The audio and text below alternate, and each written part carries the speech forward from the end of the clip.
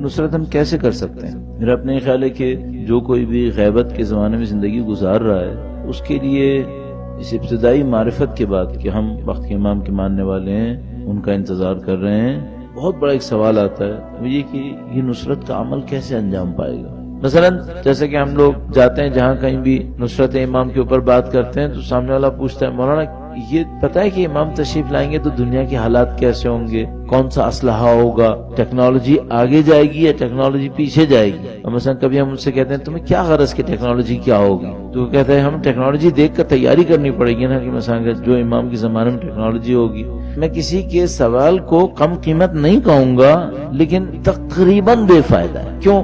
کسی ایک روایت نے ہم سے یہ نہیں کہا کہ اپنے زمانے کی ٹیکنالوجی کو اپنے امام کے لیے تیار کر لینا، یہ نہیں کہا۔ ہاں ایک دو باتیں اس کے ساتھ ہم کہہ سکتے ہیں۔ نمبر ایک، سب سے پہلے تو تم اپنے آپ کو تیار کرنا، سب سے بڑا مسئلہ۔ کیوں؟ بھئی کسی کے پاس دنیا کی سب سے اچھی ٹیکنالوجی ہو سکتی ہے، امام کے کام آئے گی یا نہیں آئے گی، یہ بہت بڑا مسئلہ ہے۔ کتنے لوگ موجود ہوں گے، اب ظاہر ہے ہمارے پاس جو سب سے بڑا ریفرنس ہوتا ہے وہ کربلا ہوتی ہے ہر کام کے لیے۔ تو نہیں معلوم کربلا کے موقع کے اوپر کتنے ایسے موجود ہوں گے امام کے چاہنے والے جن کے پاس نہیں معلوم کتنا کچھ ہوگا، کچھ کام نہیں ہو پایا۔ تو پہلی بات تو یہ کہ یہ سوال اس انداز میں لینا کہ ویسے ٹیکنالوجی کیا ہوگی، امام تشریف لائیں گے ہم ٹیکنالوجی کو تیار کر لیں، میرا اپنے خیال ہے یہ بات کا معاملہ ہے۔ سب سے پہلا معاملہ ہے کہ ہم تیار ہوں گے نہیں ہوں گے۔ اچھا ہمارے تیار ہونے میں کیا چیز چاہیے؟ اگر آپ ایک لفظ میں سننا چاہیں، ایک لفظ میں اس کو سمرائز کرنا چاہیں تو میں کہوں گا کنٹرول۔ سب سے پہلی چیز کنٹرول چاہیے۔ اس کنٹرول کو کہ جب امام کہیں کہ آ جاؤ تو میں چلا جاؤں۔ ابھی چند دن پہلے میں کہیں کوشچن آنسر لے رہا تھا تو کسی نے پوچھا کہ جب امام تشریف لائیں گے تو ہمیں فوراً جانا ہوگا یا تھوڑا سا رک کے بھی جا سکتے ہیں؟ صحیح ہے، with due respect جس نے بھی پوچھا ہو، یہ کوشچن خطرناک ہے۔ 1100 سال تک تو نہیں گئے تھے، آنے کے بعد بھی پوچھ رہے ہیں فوراً جانا ہے یا تھوڑا سا رک کے بھی جا سکتے ہیں؟ ابھی بھی جلدی نہیں جانا ہے؟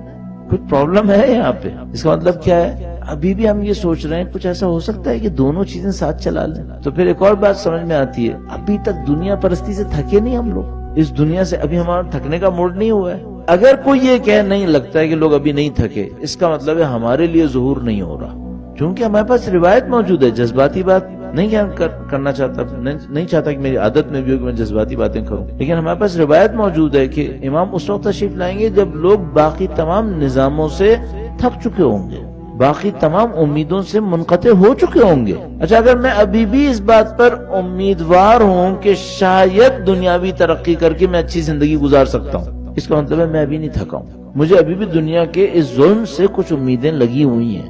کاش ایسا ہوتا کہ میری عقل اتنی اچھی ہوتی کہ میں یہ جان لیتا کہ یہ جو ظلم کا نظام ہے شاید مٹھی بھر چند لوگوں کے کام آ رہا ہے، باقی کسی کے کام نہیں آ رہا۔ میں ایک دفعہ ٹرکی سے ناروے جا رہا تھا، میں برابر میں نارویجن بیٹھا تھا تو میں نے اس کے ملک کی تعریف کی، میں نے کہا تمہارا ملک بہت اچھا ہے، 8 سال سے اسٹینڈرڈ آف لیونگ کے اندر ٹاپ کنٹری آ رہا ہے BBC کے سروے میں۔ تو اس نے جیسے ہی سنا اس نے بہت اچھا جواب دیا، کہنے لگا کتنے لوگ ہیں ہم ناروے میں؟ 4.5 ملین۔ کتنے لوگ ہیں جو نظام ظلم سے مزے لے رہے ہیں؟ دنیا کی آبادی کا کتنا حصہ ہے؟ 5%، 10%۔ اور باقی لوگ کیا کر رہے ہیں؟ اگر میں غلط کہہ رہا ہوں تو محفوظ رکھے کہ جو لوگ مزے لے رہے ہیں ان کے کتوں سے بری زندگی گزار رہے ہیں۔ اس نظام پہ ہم خوش ہیں چونکہ ہمارے مفادات پورے ہو رہے ہیں۔ یہ ظلم کا مقابلہ ہے، یہ کہاں کا مقابلہ ہے؟ یہ ہمراہی ہے۔ تو عزیزان محترم مجھے ایک بات سمجھ میں آتی ہے، ہمیں اس نظام پہ خوش ہونا چاہیے جو کم سے کم انسانیت کی اکثریت کو کچھ دے دے۔ یہاں اکثریت کا تو کوشچن ہی نہیں ہے، یہاں تو خود سسٹم ایکسپٹ کر رہا ہے کہ بھائی یہاں مٹھی بھر لوگ ہیں جو فائدہ اٹھا رہے ہیں، باقی سب پس رہے ہیں اس کے اندر، اور جو پس رہے ہیں ان کی تعداد بڑھتی چلی جا رہی ہے۔ حتیٰ 100 سال پہلے جو ہمارے درمیان ڈسپیرٹی تھی اب اس سے بھی زیادہ بری حالت کے اندر ہم اس وقت موجود ہیں۔ اس کا مطلب یہ نظام نہیں چلے گا یہ۔ اچھا ایک اور مسئلہ بھی ہے، کبھی نہ کبھی وقت آئے گا جب یہ نظام ہماری گردن بھی کاٹے گا، ہمیں بھی اس حلقے سے باہر نکال دے گا جو مزے لینے والا حلقہ تھا۔ کیوں؟ یہ سرکل مسلسل اسکویز ہو رہا ہے، یہ سکڑتا جا رہا ہے۔ اس کا مطلب یہ کہ کوئی ٹائم آنے والا ہے اس نسل میں، اگلی نسل میں، جب یہ اپنے حلقے کو اور سخت کرے گا۔ اچھا آپ کہیں گے بھائی نہیں یہ آپ ڈرائیں نہیں، میں تو صرف کیلکولیشن میں عرض کر رہا ہوں، 100 سال میں جا کے دیکھیں اس نے اپنے حلقے کو مختصر کیا ہے، اس کا سرکل مسلسل سکڑتا چلا جا رہا ہے۔ اچھا ممکن ہے آپ مجھ سے کہیں گے نہیں ہم نے تو حلقہ پھیلتا ہی دیکھا ہے، وہاں سے لوگ یہاں مائگریٹ کر کے آ رہے ہیں تو یہ حلقہ پھیل رہا ہے۔ جا کے ریالٹیز کو دیکھ لیں، اسٹیٹسٹکس کو دیکھ لیجئے، آیا پھیل رہا ہے یا نہیں؟ لوگوں کو ڈسپلیس کر کے تبدیل کرتا رہتا ہے، اپنے اندر کے بعض لوگوں کو باہر نکالتا ہے، باہر کے بعض لوگوں کو اندر لاتا ہے. اس کا کام یہ ہے، اسی طرح چلا آ رہا ہے. بہرحال جو امام کی نصرت ہوگی، کیا اس کا کوئی معیار ہوگا یا ہر کوئی اٹھ کے چلا جائے گا اور امام اس کی نصرت کو قبول کر لیں گے؟ ہمیں یہ احساس ہوتا ہے کہ ہر کوئی اٹھ کے جا ہی نہیں پائے گا. کیوں؟ دنیا میں تو یہی دیکھ رہے ہیں. مثال کے طور پر اگر کوئی رات کو بے فکری کے ساتھ گناہ کرتا رہتا ہے، صبح فجر پہ آنکھ کھلتی ہے؟ نہیں.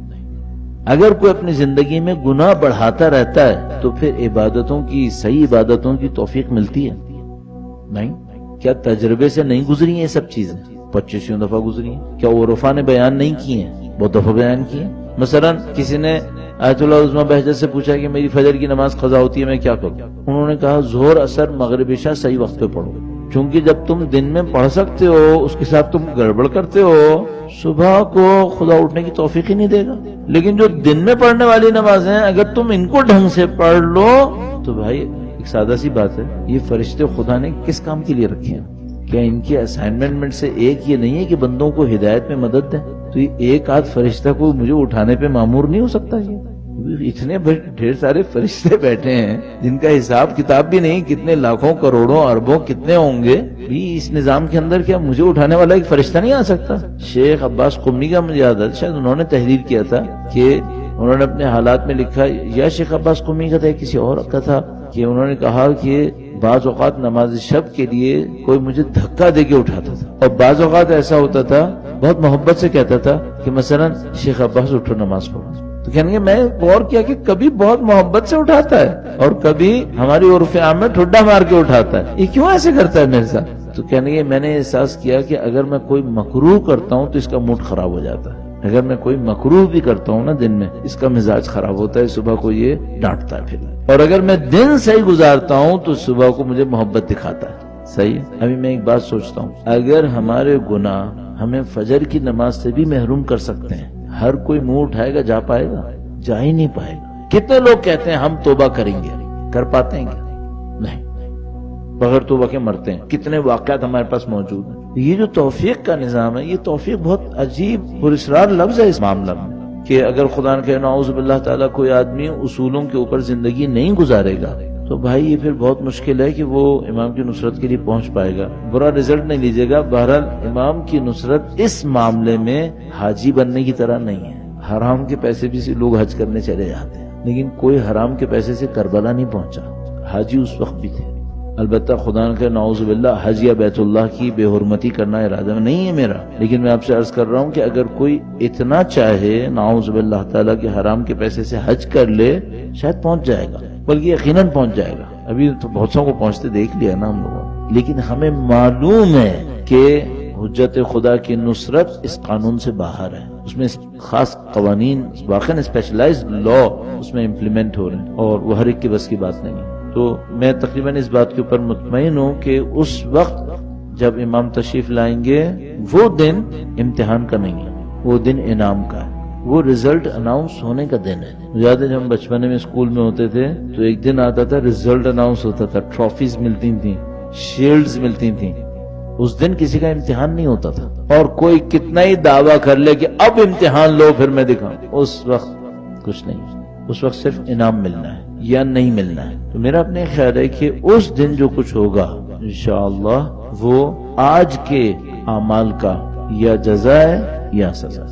البتہ میں ایک بات اور بھی عرض کرتا چلوں، بہرحال امام کی ایک شفقت اور ان کی ایک رحمت بہرحال ہے. کوئی ایسا نہیں ہوگا جو یہ کہ میں نے کوئی غلطی نہیں کی. بہرحال اگر منیمم اسٹینڈرڈ کو کسی نے پورا کر لیا اور باقی گناہوں کے ساتھ ان رحمت کے دریا کے سامنے پہنچے گا تو وہ اپنی پاکیزگی سے اس کو پاکیزگی دیں گے. یہ طے شدہ بات ہے. کوئی اتنا پاکیزہ نہیں پہنچ پائے گا کہ امام کے سامنے کہے کہ میں نے کچھ نہیں کیا، میں صحیح آپ کی نصرت کے لیے آ گیا. نہیں، کچھ نہ کچھ سب کے ساتھ پرابلمز ہوں گی، اور ان سب کی پرابلمز کو پھر وہ وقت کے امام اپنی رحمت سے اور اپنی نظر لطف سے اصلاح فرمائیں گے. لیکن اس منیمم اسٹینڈرڈ کو میٹ کرنا بہرحال یہ کارنامہ ہے. منیمم کیا ہوگا؟ منیمم اتنا ہوگا کہ بھائی کم سے کم منہ نہ چھپانا پڑے. کوئی عذر ہی صحیح، معقول عذر پیش کرو. کچھ تھوڑا بہت کام بھی کر لو اور باقی عذر دے دینا.